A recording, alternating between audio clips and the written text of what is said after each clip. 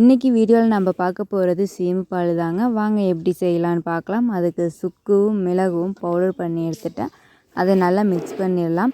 அப்போ தான் நம்ம சீம்பு பாலை சேர்க்கும்போது கட்டி கட்டியாக வராது. நான் 3 லிட்டரு சீம்பு பால் எடுத்துருக்கேங்க. எங்கள் வீட்லேயும் மாடு கன்றுக்குட்டி போட்டிருந்தது. அதை ஃப்ரெஷ்ஷாக நான் எடுத்துட்டேன். கரெக்டாக 3 லிட்டருன்னு சொல்ல முடியாதுங்க. 3 லிட்டருக்கு பக்கமாக வரும். அதுக்கு நாம் குக்கரில் தான் வைக்க போகிறோம். சீம்பு பாலை ஒரு பாத்திரத்தில் எடுத்துக்கலாம்.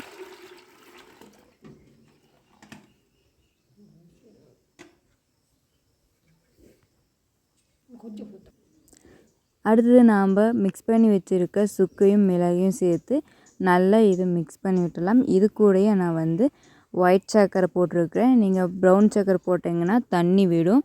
ஒயிட் சர்க்கரை போட்டிங்கன்னா நல்லா கட்டியாகவும் வரும்.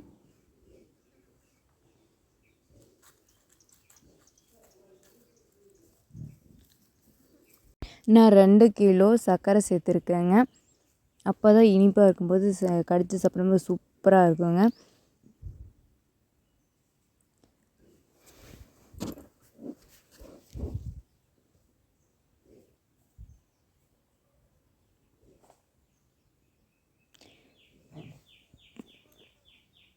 இதையே நல்லா மிக்ஸ் பண்ணிடலாம். சர்க்கரையும் சுக்கு மிளகு இதெல்லாமே நல்லா மிக்ஸ் ஆகணும்.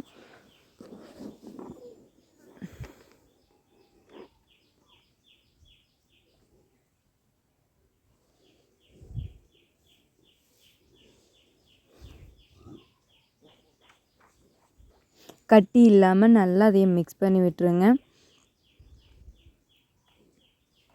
நல்லா மிக்ஸ் ஆகிருச்சு. சர்க்கரையும் நல்லா கரைஞ்சிருச்சு.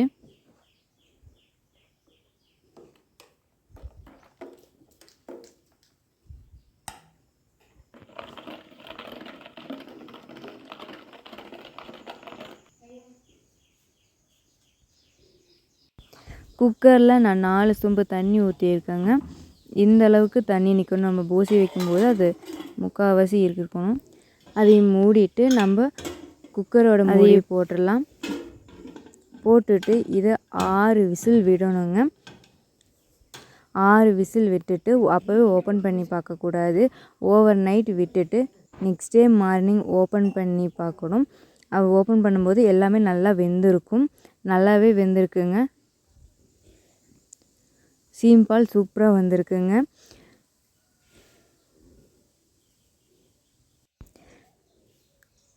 சூப்பராக இருக்குங்க. பார்க்கும்போது சாப்பிடணும் போல் இருக்குது.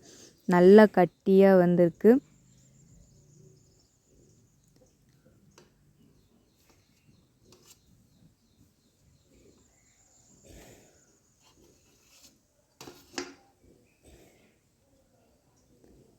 நல்லா பஞ்சு மாதிரி வந்திருக்குங்க.